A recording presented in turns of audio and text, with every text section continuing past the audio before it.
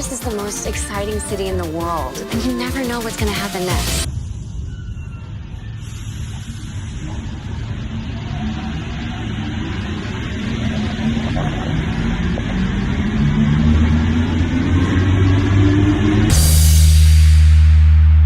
Salut! Có lẽ các bạn biết TV series của Netflix tên Emily in Paris. Câu chuyện là một người phụ nữ Mỹ đến thành phố Paris cho làm việc và chị ấy sẽ phải khám phá cuộc sống của các người Pháp.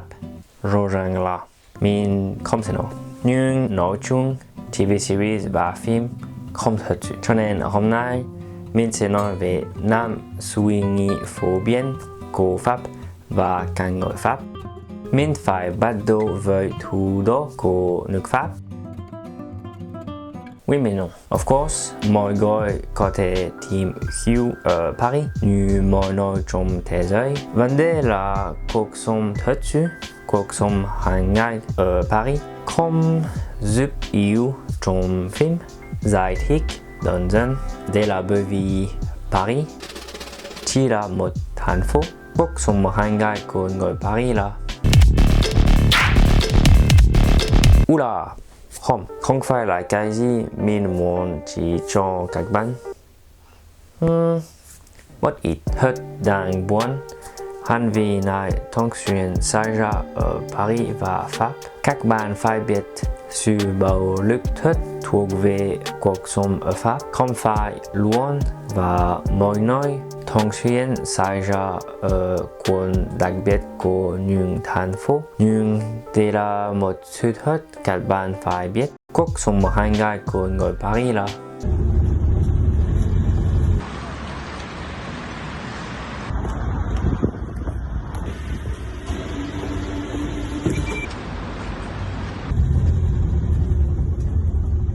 các bạn có thể cảm thấy tình yêu không? Không có hoàn cảnh đặc biệt, hoàn cảnh tình yêu. Hãy dùng nói về thành phố Paris bởi vì Pháp không chỉ có thể là thủ đô của nó. Ngoại trừ gian làm thang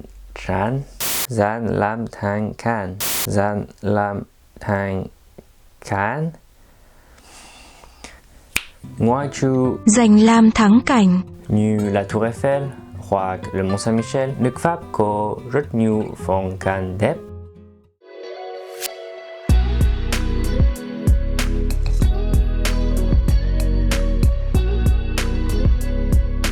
Đúng rồi, mình sống ở Lille, như Việt Nam, vị trí của Pháp cho phép nó có rất nhiều phong cảnh khác.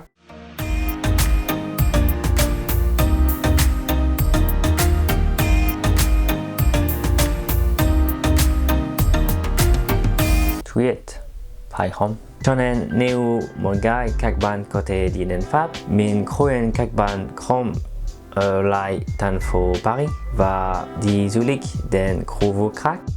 Bây giờ là thời gian chúng ta nói về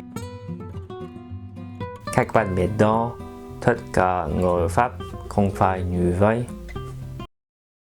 Bạn chung với mình.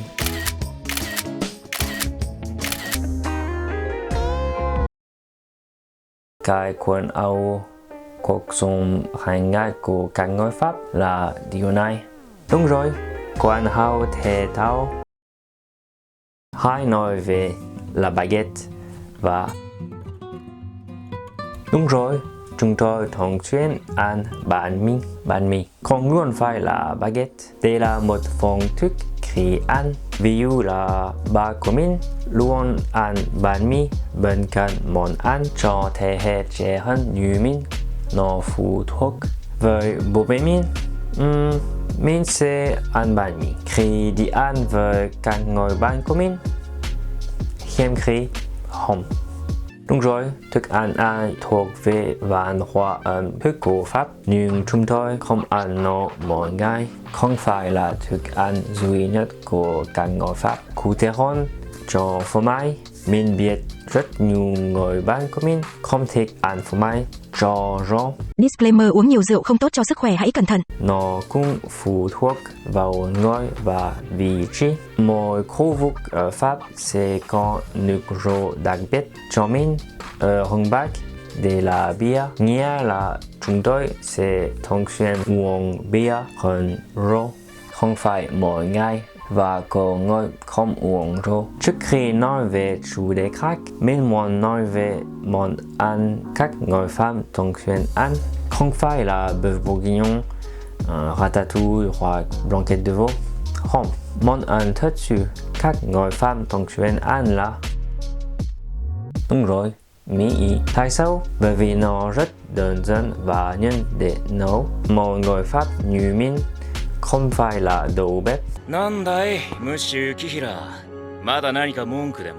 Lý do khác là nhà hàng ở Pháp mắc quá, giá trung bình khoảng là 14 euros, khoảng 400.000 Việt Nam đồng. Mắc quá, phải không? Dù sao, chúng tôi rất thích ăn mì Ý. Suy nghĩ phổ biến cuối cùng. Không thật sự. Chúng tôi không luôn phản nàn. Mình sẽ phản nàn. Mình không thể. Nhưng and I'm sure there are way more. Mình luôn phản nàn. Ok. Mình phải đồng ý. Chúng tôi đôi khi phản nàn. Cụ thể hơn, mình nghĩ tính cách này là bởi vì văn hóa và lịch sử của nước Pháp. Cho nên chúng tôi phải có thu duy phản biện. Nghĩa là chúng tôi luôn nói oui, mais banique là đúng rồi. Nhưng tính cách này có thể trở thành rất lớn như cuộc cách mạng của năm 1789 hoặc gần đây hơn là crise des gilets jaunes. Nhưng mình phải đồng ý, trong cuộc sống hàng ngày, chúng tôi đôi khi phản nàn. Voilà, mình hy vọng các bạn hoặc cái gì đó và không cảm thấy sợ hoặc sẽ không thích Pháp. Cuộc sống hàng ngày tốt và có rất nhiều lợi thế. Mình sẽ nói về trong video khác. Nhưng nếu các bạn có câu hỏi đặc biệt, viết hỏi trong bình luận. Rất cảm ơn các bạn xem video này. Mình hy vọng các bạn thích nó. Subscribe, like, share and give comments và theo dõi Instagram của mình. Meanwhile, giữ gìn sức khỏe. Mình là François. À plus.